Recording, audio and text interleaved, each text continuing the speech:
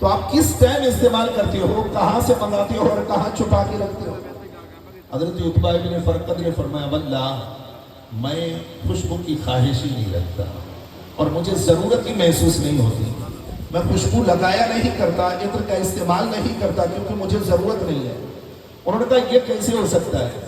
آپ کی خوشبو ہماری خوشبو پر غالب رہتی ہے, آپ کا جسم ہمیشہ معطر رہتا ہے, خوشبو کی لپٹیں نکلتی رہتی ہیں, لیکن آپ فرماتے ہیں کہ میں خوشبو استعمال نہیں کرتا. راز کیا ہے؟ حضرت عتبہ نے فرمایا کہ راز یہ ہے کہ جب میں ایک چھوٹا سا بچہ تھا, میرے جسم پر پھوڑے پھنسی نکل گئے تھے, جلدی امراض کا میں شکار ہو گیا تھا, اور ایک دن میں چل کر حضور سید عالم صلی اللہ علیہ وآلہ وسلم کی بارگاہ اقدس میں حاضر ہوا اور شکایت کی, عرض کی کہ یا رسول اللہ میں مرض سے دوچار ہو چکا ہوں, بہت علاج کرایا مگر صحت یاب نہ ہو پایا. حضور کرم نوازی فرمائیے, صحت جیسی نعمت مجھے عطا فرمائیے. جب میں نے درخواست کی تو مدینے والے نے قبول فرما لی. فرمایا جب حضور سید عالم صلی اللہ علیہ وآلہ وسلم نے میری درخواست کو قبول کیا تو فرمایا عتبہ بیٹھ جا. کہا میں بیٹھ گیا. فرمایا قمیص اتار. کہا میں نے قمیص اتار لی.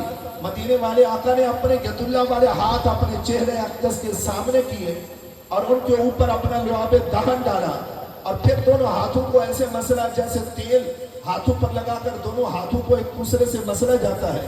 فرمایا پھر میرے جسم پر پھیر دیا. حضور سید عالم صلی اللہ علیہ وآلہ وسلم کے دست اقدس کا میرے ہاتھ پر پھرنا ہی تھا کہ رب العزت نے وہ بیماری مجھ سے دور کر دی اور مجھے صحت کاملہ عطا فرما دی. اب دیکھیے حضرت عتبہ ابن فرقد کو جو مرض لاحق تھا وہ پھوڑے پھنسی کا تھا. ظاہر ہے پھوڑے پھنس جائیں تو پیپ نکلتی ہے, جب وہ پھٹ جائیں تو پیپ نکلتی ہے, اور پیپ سے تعفن بھی تو پیدا ہوتا ہے. جسم کے اندر بدبو پھیل جاتی ہے, لیکن ان کا جسم پہلے تعفن کا شکار تھا, بیماری میں مبتلا تھا, ان کے اندر سمل آ رہی تھی, لیکن کب تک؟ جب تک کہ وہ در مصطفیٰ پہ حاضر نہ ہوئے. جب آمنہ کے لال کے قدموں میں حاضر ہو گئے تو رب العزت نے اس زحمت کو رحمت میں بدل دیا اور ان کی بیماری کو شفا میں تبدیل کر دیا. تو پتہ یہ چلا کہ حضور سید عالم صلی اللہ علیہ وآلہ وسلم کا قرب نصیب ہو جائے تو زحمت بھی رحمت میں بدل جایا کرتی ہے. پھر دوستان گرامی توجہ فرمائیے گا, انسان کی طبیعت اور اس کی فطرت میں داخل ہے کہ وہ موت سے دور بھاگتا ہے. انسان مرنا نہیں چاہتا, موت سے فرات چاہتا ہے, موت سے چھٹکارا چاہتا ہے, موت سے دوری چاہتا ہے. طبیعت انسان کی ایسی ہوتی ہے, وہ مسائل میں مبتلا رہے پھر بھی مرنا نہیں چاہتا, وہ امراض کا شکار ہو جائے پھر بھی مرنا نہیں چاہتا, وہ دکھ درد میں مبتلا ہو جائے پھر بھی مرنا نہیں چاہتا, اپنوں اور بیگانوں کا شکوہ تو کرتا ہے پھر بھی مرنا نہیں چاہتا, وہ زمانے کا رونا تو روتا ہے مگر مرنا نہیں چاہتا. اگر مرتا ہے تو وہ زندگی کے لیے مرتا ہے. شاید اسی کی ترجمانی کرتے ہوئے شاعر نے کہا تھا, قدم قدم پہ مصیبت, نفس نفس زحمت, مگر بشر ہے کہ مرتا ہے زندگی کے لیے. اس نے کہا عجیب انسان ہے, ہر قدم مصائب کا شکار ہوتا ہے, دکھ میں مبتلا رہتا ہے, رنج و غم میں مبتلا ہو جاتا ہے, آزمائشوں کا شکار ہوتا ہے, مگر عجیب انسان ہے, مرنا نہیں چاہتا. مرتا بھی ہے تو زندگی کے لیے مرتا ہے, یعنی جینا چاہتا ہے, مرنا نہیں چاہتا. موت سے دوری چاہتا ہے, موت سے چھٹکارا چاہتا ہے, موت سے راہ فرات چاہتا ہے, موت سے دور بھاگتا ہے, مرنا نہیں چاہتا. لیکن دوستان گرامی کب تک؟ جب تک کہ انسان نے مرنے کا طریقہ نہیں سیکھا تھا. جب نسبت مصطفیٰ نصیب ہو گئی, حضور کے قدموں تک رسائی مل گئی, در مصطفیٰ تک پہنچ ہو گئی, جب آمنہ کے لال نے گردن کٹانے کا سلیقہ سکھا دیا, رب کی بارگاہ اقدس کے اندر جان دینے کا طریقہ بتا دیا, اب وہ انسان پہلے مرنا نہیں چاہتا تھا, جب مرنے کا ڈھنگ سیکھ لیا تو اب جینا نہیں چاہتا تھا. نعرے تکبیر, نعرے رسالت, نعرے حیدری, جشن میلاد النبی, شان مصطفیٰ, عظمت مصطفیٰ, وفادار کرم حضور بدالی زمان. مشکات المصابیح کی حدیث مبارکہ ہے, جب بدر کی رب العزت نے حضور سید عالم صلی اللہ علیہ وآلہ وسلم کو شاندار فتح عطا فرمائی, 70 कुफार मक्का में से जो सरदार थे वो मारे गए और तकरीबन 70 ही गिरफ्तार हो गए। मस्जिद नबी के सुतूनों से उन्हें बांध दिया गया। चंद यौम के बाद आका अलैहिस्सलाम ने अपने असहाब को बुलाया और उनसे मशवरा किया, क्योंकि कुरान कहता है वशाविरहुम फिल अम्र, महबूब इनकी दिलजोई भी कर लिया करें, इनसे मशवरा भी कर लिया करें। फैसला तो हुजूर का होता है, मगर असहाब रसूल की दिलजोई के लिए हुजूर उनसे मशवरा भी कर लिया करें। तो सैयद आलम सल्लल्लाहु अलैहि वसल्लम ने मुशावरत की, अपने असहाब को बुलाया, पूछा इन कैदियों के साथ क्या किया जाए। तो सैयदना हज़रत उमर बिन खत्ताब रज़ी अल्लाह ताला अन्हु खड़े हुए, अर्ज करते हैं अल्लाह के रसूल मेरी राय तो ये है कि जो मेरा रिश्तेदार है मेरे हवाले करें, जो अबू बकर के रिश्तेदार है अबू बकर के हवाले करें, जो अली और मुर्तज़ा का कराबतदार है उनके हवाले करें। जो भी कैदी किसी भी सहाबी रसूल से कराबत रखता है, ताल्लुक रखता है, निस्बत रखता है, उसको उसके हवाले कर दिया जाए। और फिर आर्डर फरमाए हम अपने हाथों से अपने इन कराबतदारों की गर्दनें उड़ा दें। ये नखल बद है, इसको जड़ से उखेड़ देना चाहिए। ना रहे बांस ना बजे बांसुरी, ना ये जिंदा रहेंगे ना इस्लाम की मुखालफत करेंगे। हुजूर सैयद आलम सल्लल्लाहु अलैहि वसल्लम ने अपने दूसरे वजीर खास सैयदना हजरत अबू बकर सिद्दीक की तरफ मुतवज्जो हो। आप फरमाते हैं कि आपकी राय क्या है। हजरत अबू बकर सिद्दीक रज़ी अल्लाह ताला अन्हु अर्ज़ करते हैं अल्लाह के रसूल, अगर आप फिदिया लेकर इनको छोड़ दें तो फिदिये से हम तलवारें, तीर और नेज़े खरीद करेंगे, अपनी फौज को बेहतर कर सकेंगे पहले से, और फिर हो सकता है इनमें से कोई मुसलमान भी हो जाए, ईमान की दौलत से माला माल हो जाए, और इनमें से जो मुसलमान ना हो ऐन मुमकिन है अल्लाह इनकी नस्ल में से कोई नेक औलाद पैदा फरमा दे जो कलमा गो हो जाए, आपकी उम्मत में दाखिल हो जाए।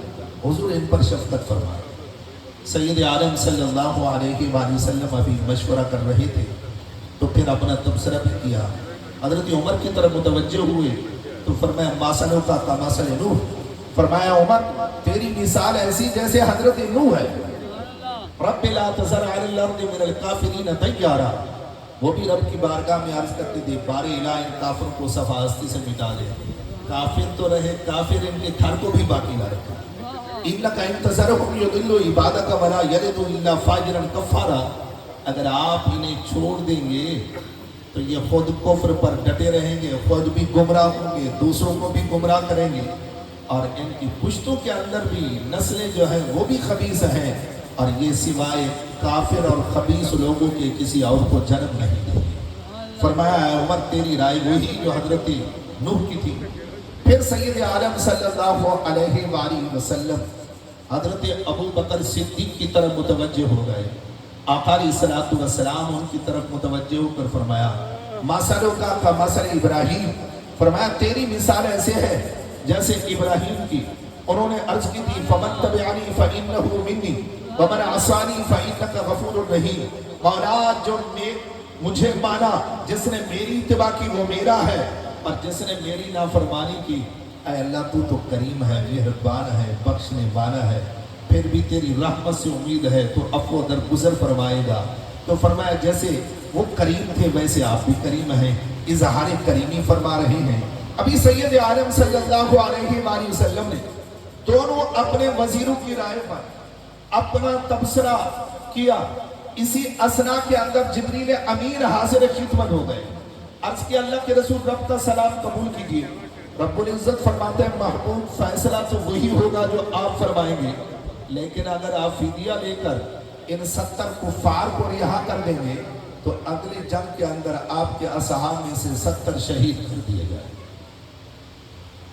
अब दोस्तान गिरामी, जो बंदा मरना नहीं चाहता, जो मौत से डरता है, जो मौत से खौफजदा है, मौत की दहशत उस पर तारी होती है, उसको बता दिया जाए कि अगली जंग के अंदर तूने कत्ल हो जाना है, तूने मारा जाना है, तो वह राह फर्रार इख्तियार करेगा या नहीं करेगा।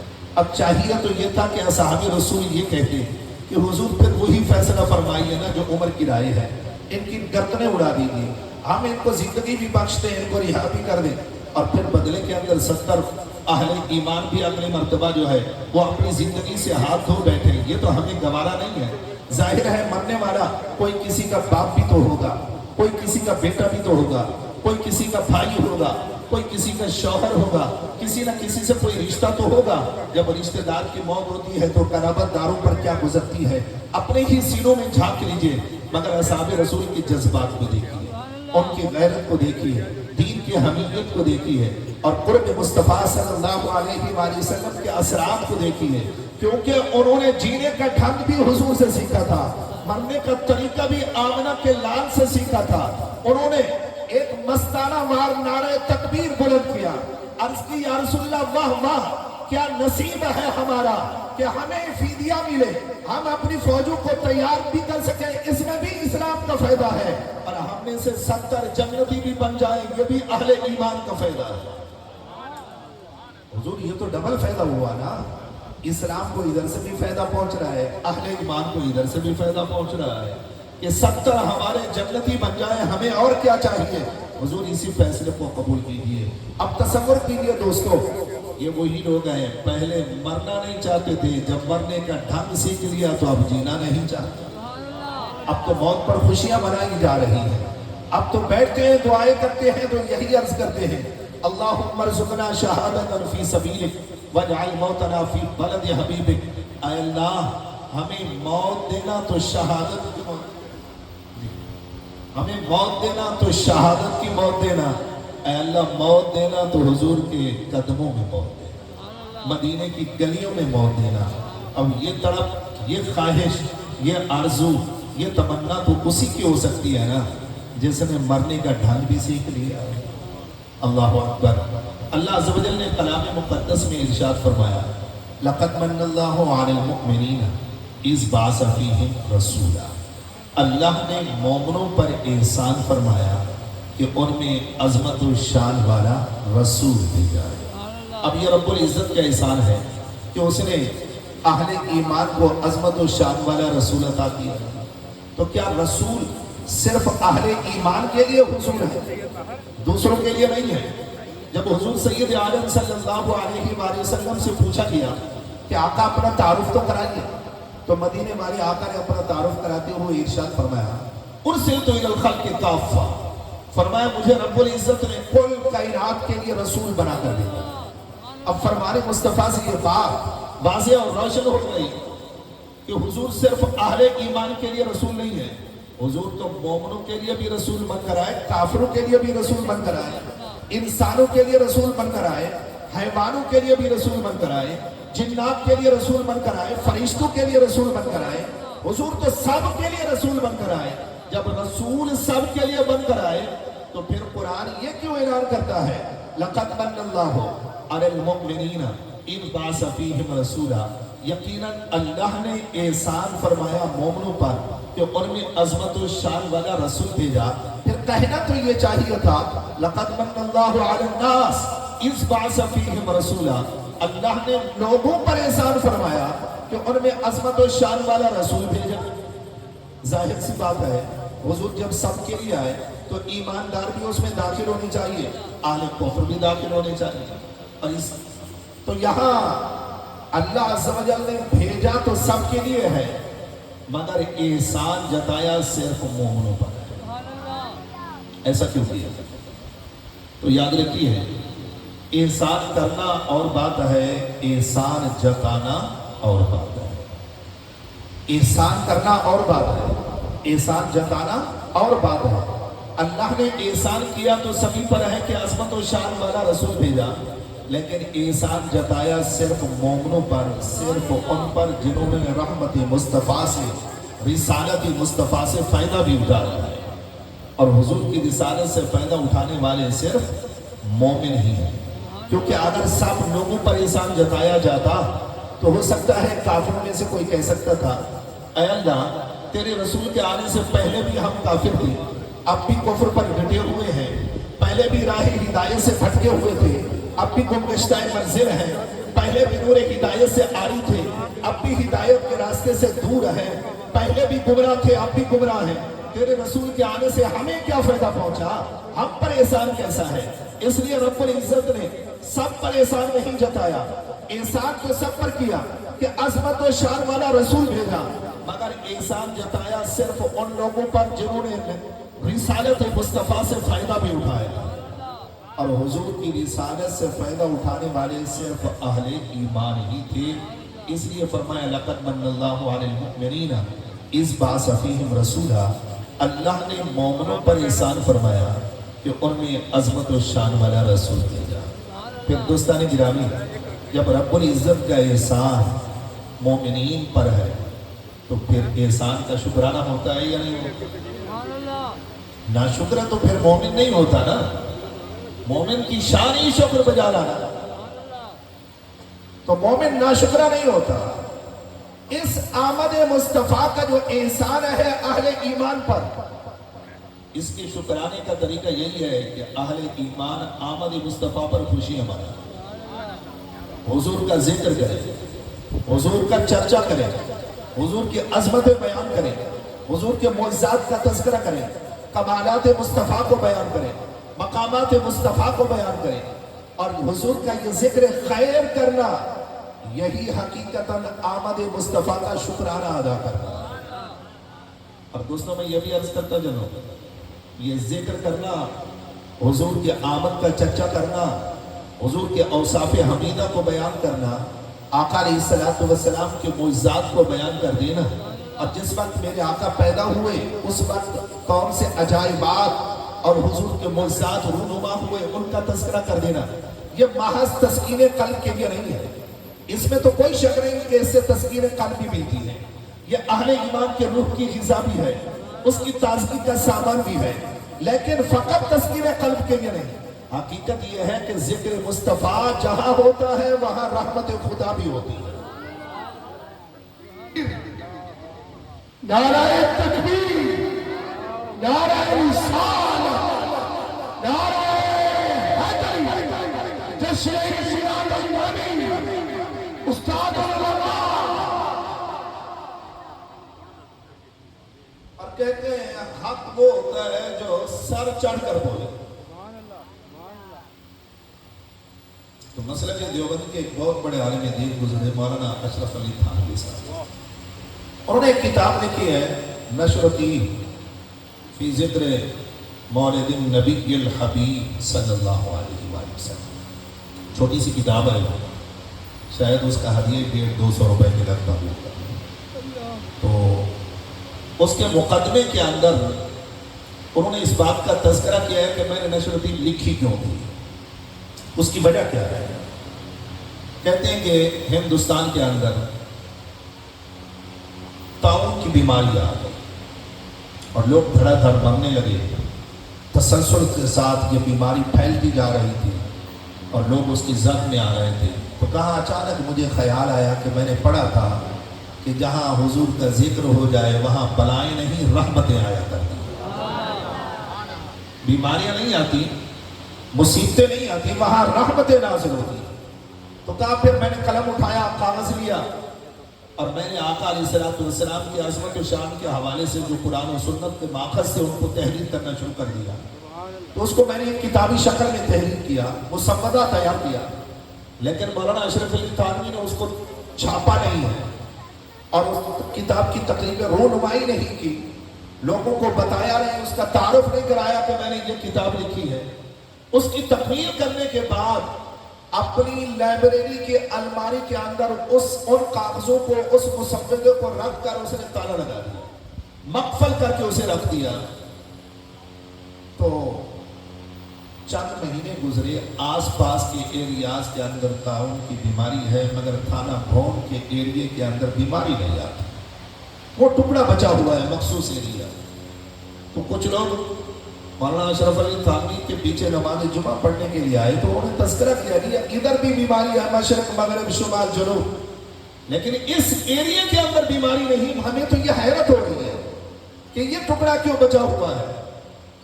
तो मौलाना मुस्कराए और फिर उठे, चाबी उठाई और मकफल जो अलमारी थी उसको खोला और वहां से मुसव्वदा निकाला। उसने कहा मैंने हुजूर की अज़मत और शान के, हुजूर के मिलाद के हवाले से ये किताब तसनीफ की है और इसको मैंने अलमारी में रख दिया है और इसकी बरकत से रब्बुल इज़्ज़त ने इस पूरे इलाके को इस वबा से महफूज कर लिया। پھر ہوا کیا کہ لوگ وہ مسودہ نقل کر کے اپنے علاقوں میں لے جاتے تاکہ رب کی رحمت نازل ہو جائے۔ اب توجہ طرف بات آئی ہے دوستوں کہ اگر کتاب تصنیف کی جائے یعنی ہاتھ سے لکھی جائے اور اس کی کتابت نہ ہو، اس کو کتابی شکل نہ ملے، اس کی تقریب رونمائی نہ ہو اور لوگوں کے درمیان اس کا چرچا نہ ہو، کسی کو پڑھ کر سنائی نہ جائے، بتایا نہ جائے، فقط اسے لائبریری کے اندر مقفل کر دیا جائے اور اس مسودے کی برکت سے رب العزت وبائیں دور کر دیتا ہے، رحمتیں نازل کر دیتا ہے، اور جہاں برسر منبر آمنہ کے لال کے ذکر کے چرچے ہوتے ہوں اور جہاں سٹیجوں پر حضور کا ذکر کیا جاتا ہو، حضور سید عالم صلی اللہ علیہ وآلہ وسلم کی عظمت و شان کو بربلا منبروں پر اور مائک پر بیان کیا جاتا ہو، تو کیا خیال ہے رب اس علاقے اور اس محلے پر اپنی رحمتوں اور برکات کا نزول نہیں فرمائے گا؟ نعرہ تکبیر، نعرہ رسالت، نعرہ حیدری، جشن سیاحت النبی، علماء رسالت،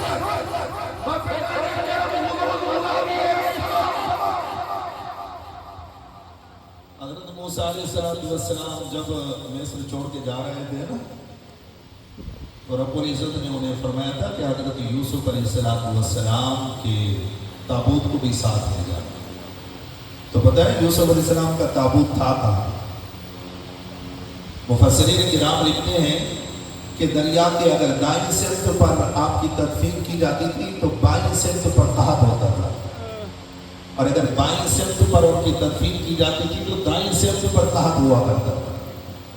یعنی دریا کی اس سمت پر اگر آپ کی تدفین ہے تو دوسری سائڈ پر قحط ہے، زمینیں بنجر ہو جاتی، ویران ہو جاتی، غیر آباد ہو جایا کرتی تھی، اور اگر دریا کی اس سائڈ پر آپ کی تدفین کر دی جاتی تو ادھر والی زمینیں بنجر، ویران اور غیر آباد ہو جایا کرتی تھی۔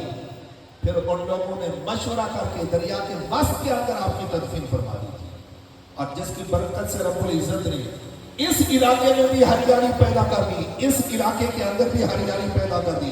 پتہ یہ چلا انبیاء کا جسد اقدس ہو یا ان کا ذکر خیر ہو، رب العزت وبائیں دور کرتا ہے، رحمتیں نازل کرتا ہے، تنگ دستی دور کرتا ہے اور خوشحالی نازل فرما دیتا ہے۔ یہ انبیاء کی ذکر کا تصدق ہے۔ اس لیے ہم کہتے ہیں اللہ عز و جل کا ہم پر احسان ہے کہ اس نے آمنہ کا لال ہمیں عطا فرما دیا۔ اور پھر حضرت موسیٰ عیسیٰ علیہ السلام تو رب کی بارگاہ میں گویا ہے، عید الاولنا و آخرنا و آیت من کا، اللہ رزق نازل کرتا کہ اگلوں پچھلوں کے لیے عید کا دن بن جائے۔ تو جب فقط آسمان سے کھانا اترے تو ان کے لیے عید کا دن ہوتا ہے، اور جس رات آمنہ کا لال تشریف لائے، جس کے صدقے کائنات کی ساری نعمتوں کے دروازے کھل جائے، تو کیا وہ رات اور کیا وہ دن عید کا دن نہیں کہلائے؟ اس لیے ہمارا عقیدہ اور ایمان ہے کہ 12 ربیع الاول شریف حقیقتاً عید میلاد النبی کا دن ہوتا ہے۔ کچھ لوگوں کا خیال یہ بھی ہے کہ حضور سید عالم نور مجسم صلی اللہ علیہ وآلہ وسلم جب اس دنیا میں رونق افروز ہوئے تو رب کی رحمت ملی ہے، ایک نعمت میسر آئی ہے، اور وہ بھی نعمت عظمیٰ کی صورت میں، تو حق بنتا ہے ذکر کیا جائے، چرچے کیے جائے، اظہار مسرت کیا جائے، خوشی کی جائے۔ لیکن جب آقا علیہ السلام دار فانی سے رحلت فرما چکے، آپ کا حجاب ہو گیا، پردہ ہو گیا، تو اب تو خوشی نہیں منانی چاہیے، اب تو اظہار مسرت نہیں کرنا چاہیے، اب تو اظہار خوشی نہیں کرنا چاہیے۔ تو تم لوگ عجیب لوگ ہو کہ پتہ نہیں چلتا کہ تم آمد مصطفیٰ پر خوشیاں مناتے ہو یا حضور کے وصال پر خوشیاں مناتے ہو۔ تو دوستان گرامی عرض یہ ہے کہ رب العزت نے وصال پر غم کا حکم دیا ہے اور آمد پر خوشی کا حکم دیا ہے، لیکن غم کا حکم مقید کر دیا ہے کہ 3 دن سے زیادہ سوگ منانا جائز نہیں، اور زیادہ سے زیادہ عورت کے لیے حکم دیا اگر اس کے شوہر کا انتقال ہو جائے تو 4 مہینے 10 دن سوگ منائے، اس سے زیادہ تو اس کے لیے بھی جائز نہیں۔ لیکن خوشی کی تو رب العزت نے کوئی حد مقرر نہیں کیا، جب حد مقرر نہیں کی تو اس لیے ہم حضور کی آمد پر خوشی مناتے ہیں، ہم اظہار غم نہیں کیا کرتے، کیونکہ شریعت غم سے روکتی ہے، خوشی سے نہیں روکتی۔ دوسری بات یہ ہے کہ حضور سید عالم صلی اللہ علیہ وسلم کے وصال پر غم تو وہ منائے جو حضور کو مردہ جانے. اہل سنت کا عقیدہ اور ایمان یہ ہے کہ میرے آقا کل بھی زندہ تھے اور آج بھی زندہ ہیں. بے شک ہم تو حضور کے حیات کے قائل ہیں. جب ہم حضور کو زندہ ہی مانتے ہیں, مردہ تصور ہی نہیں کرتے, تو آپ تو خوشی ہی منا سکتے ہیں. غم تو وہ منائے جو مردہ مانتے ہیں. ہم اللہ کے فضل سے اپنے محبوب نبی کو آج بھی زندہ مانتے ہیں. اور میرا عقیدہ اور ایمان ہے کہ حضور زندہ ہے, کیونکہ آج ہم 1400 سال کے بعد پیدا ہوئے اور حضور کے نام کا کلمہ پڑھا اور مسلمان ہو گئے. حضور کے نام کا کلمہ پڑھ کر مسلمان ہے یا کسی اور کے نام کا کلمہ پڑھ کر؟ تو رسالت حضور کی چل رہی ہے نا. 1400 سال پہلے بھی حضور رسول تھے اور 1400 سال کے بعد آج بھی حضور کیا ہے؟ رسول ہے. تو رسالت رسول کے بغیر تو نہیں ہو سکتی. تو یہ کیسے ہو سکتا ہے کہ رسالت جاری ہو اور رسول باقی نہ ہو؟ یہ تو ایک عجیب فلسفہ ہے, عجیب فکر ہے, عجیب سوچ ہے. بھی کام کرنے والے کے بغیر نہیں ہو سکتا, صفت موصوف کے بغیر موجود نہیں ہو سکتی. آپ اگر مکان تعمیر کرنا چاہیں اور پھر آپ پوچھتے ہیں جی کون سا معمار اور مستری اچھا ہے تاکہ اس سے میں اپنا گھر بنواؤں, آپ کو کہا جائے کہ جی فلاں مستری بہت اچھا ہے, آپ اس کو لے آئے, اس نے آپ کے گھر کی تعمیرات کا کام شروع کر دیا, اور جناب تعمیر کرتے کرتے جب اس نے دروازے کے اوپر لنٹر ڈال دیا نا, تو آپ کو کہا آپ 3 دن تک ترائی کریں گی, میں اس کے بعد پھر حاضر ہو جاؤں گا. کرنا خدا کا یہ ہوا, وہ گھر پہنچا, اس کو ہارٹ اٹیک ہوا, وہ فوت ہو گیا. آپ کچھ دنوں کے بعد گئے, پوچھا, پتہ یہ چلا کہ وہ مر گیا ہے, فوت ہو چکا ہے, لیکن آپ گھر میں آ کر بیٹھ گئے. گھر والے کہتے ہیں کہ کسی اور مستری کو بلا لو, لیکن آپ بزد ہیں, آپ کہتے ہیں نہیں میں نے اسی سے کام کروانا. اب جو بندہ مر چکا ہے کیا آ کر تعمیر کرے گا؟ وہ آپ کا گھر بنا دے گا؟ اس ناقص اور نامکمل کام کو پائے تکمیل تک پہنچائے گا؟ وہ نہیں. کیوں نہیں پہنچائے گا؟ اس لیے کہ وہ زندہ نہیں. زندہ ہوتا تو کام چلتا, جب مر چکا تو کام بھی بند ہو گیا. تو پتہ یہ چلا کہ کام اسی کا چلتا ہے جو زندہ ہوتا ہے. آمنہ کے لال کی رسالت چل رہی ہے تو ماننا پڑے گا حضور آج بھی زندہ ہے. نعرہ تکبیر, نعرہ رسالت, نعرہ حیدری, جشن میلاد النبی, مفدان کرم حضور غزالی السما, علماء اہل سنت. اچھا, عوام الناس کے فائدے کے لیے میں ایک موٹی سی مثال دینا چاہتا ہوں. سیدنا حضرت امام اعظم ابو حنیفہ رضی اللہ تعالیٰ عنہ کا مناظرہ ہوا تھا ایک دہریے سے. دہریہ کہتے ہیں اس کو ہے جو خدا کے موجود ہونے کا منکر ہو. اس کا عقیدہ اور ایمان یہ ہوتا ہے کہ کائنات کا نظام خود بخود چل رہا ہے, اس کو چلانے والا کوئی نہیں. آپ کا اس سے مناظرہ ہوا, اور جب آپ مناظرہ گاہ پر پہنچے تو ہوا کیا, 1 گھنٹہ آپ لیٹ آئے. تو دہلیہ نے آتے ہی سوال کیا کہ سب سے پہلے تو آپ یہ بتائیے مسلمانوں کے آپ امام ہیں, آپ کو امام اعظم کا تخلص اور لقب دیا جاتا ہے, لیکن آپ کو وقت کی قدر کا پتہ نہیں. فرمایا پتہ ہے. تو کہا پھر 1 گھنٹہ تاخیر سے کیوں آئے؟ فرمایا مجھے ایک عارضہ لاحق ہوا. پوچھا وہ کون سا؟ فرمایا یار میں جس راستے کو اختیار کر کے اس مناظرہ گاہ میں آ رہا تھا, راستے کے اندر ایک بڑی نہر تھی اور مجھے تیرنا نہیں آتا کہ تیر کر میں آ جاتا. وہاں پل بھی نہیں تھا کہ میں کراس کر پاتا, اور کوئی کشتی کا اہتمام بھی نہیں تھا. میں وہاں پریشان کھڑا ہوا تھا. اس نے پوچھا پھر آئے کیسے؟ فرمایا ایک عجوبہ رونما ہوا. اس نے کہا وہ کون سا؟ فرمایا میرے سامنے ایک درخت تھا, اچانک وہ درخت کٹ کر زمین پر گر گیا, لیکن کاٹنے والا مجھے نظر نہ آیا. پھر وہ چڑ گیا, اس کے تختے بن گئے, لیکن تختے بنانے والا مجھے نظر نہ آیا. پھر وہ تختے اڑ کر ایک دوسرے سے جڑنے لگے, اس میں کیل ٹھوسے جا رہے تھے. دیکھتے ہی دیکھتے کشتی بن گئی. وہ اڑی دریا میں آ گئی اور کہتے ابو حنیفہ سوار ہو جا. میں آیا, سوار ہو گیا, اور دیگر جو منتظر افراد تھے وہ بھی سوار ہو گئے. اتفاق عجیب ہے, کشتی خود چل بھی رہی ہے, چلانے والا کوئی نہیں ہے, لیکن وہ چلتی بھی ہے, کرایہ بھی وصول کرتی ہے. جب آپ نے یہ بات کی نا تو اس نے زور سے ٹہکارا لگایا. فرمایا ہنسنے کا سبب کیا ہے؟ اس نے کہا یہ ہنسنے کا سبب ہی نہیں ہے کہ جب تک کہ درخت کو کوئی کاٹنے والا نہ ہو تو کٹ نہیں سکتا, کوئی چیرنے والا نہ ہو تو چیر نہیں سکتا, کشتی بنانے والا نہ ہو تو کشتی بن نہیں سکتی, کرایہ وصول کرنے والا نہ ہو تو کرایہ وصول نہیں ہوتا، کشتی چلانے والا نہ ہو تو چل نہیں سکتی، یہ سب کچھ کیسے ہو گیا؟ آپ نے فرمایا اے بے وقوف، تجھے یہی مسئلہ تو بس سمجھانا تھا، جب ایک چھوٹی سی کشتی بغیر چلانے والے کے نہیں چل سکتی تو کائنات کی اتنی بڑی کشتی بغیر چلانے والے کے کیسے چل رہی ہے؟ تو میں یہی آپ کو گوش گزار کرنا چاہتا ہوں، جیسے کشتی بغیر چلانے والے کے نہیں چل سکتی تو رسالت کا عمل بھی بغیر رسول کے نہیں چل سکتا۔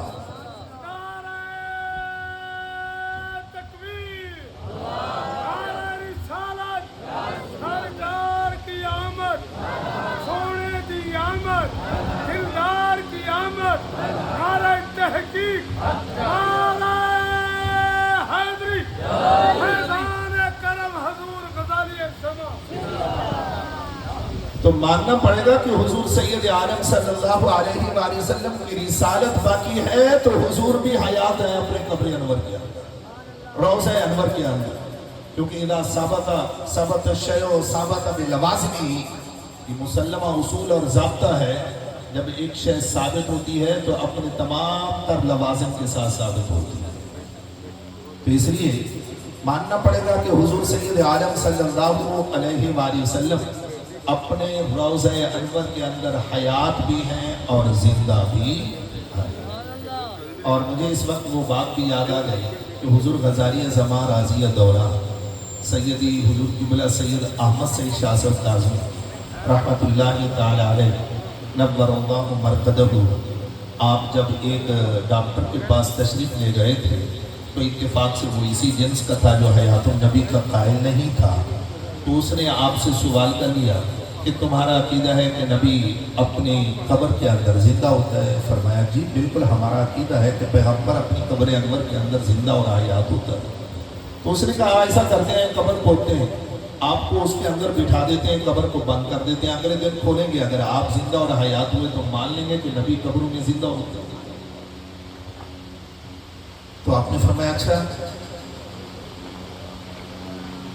آپ ڈاکٹر ہیں؟ اس نے کہا جی۔ فرمایا ماں کے پیٹ کے اندر بچہ زندہ ہوتا ہے؟ اس نے کہا بالکل زندہ ہوتا ہے۔ فرمایا دلیل؟ اس نے کہا طب اور سائنس یہی کہتی ہے۔ تو فرمایا میں طب اور سائنس کو کیسے مانوں کہ ماں کے پیٹ میں بچہ زندہ ہوتا ہے؟ تو ہم بھی یہ تجربہ کر کے دیکھ لیتے ہیں، کسی اونٹ کو ذبح کرتے ہیں اور اس کا پیٹ چاک کرتے ہیں اور اس کے اندر آپ کو داخل کر دیتے ہیں، اس کا پیٹ جو ہے وہ بند کر دیتے ہیں، اور پھر اگلے دن کھول کر دیکھیں گے، اگر آپ زندہ نکلے تو مان لیں گے کہ ماں کے پیٹ میں بچہ زندہ ہوتا ہے۔ تو اس نے کہا نہیں، یہ دنیاوی زندگی کا اصول اور ہے، اور بچہ ماں کے پیٹ میں رہتا ہو تو اس کا اصول اور ہے۔ فرمایا ہم بھی تو یہی کہتے ہیں، دنیا کی زندگی اور ہے، برزخی زندگی اور ہے، اخروی زندگی اور ہے، اور اللہ نے اپنے پاک پیغمبر کو یہ تینوں زندگی عطا فرما دی ہے۔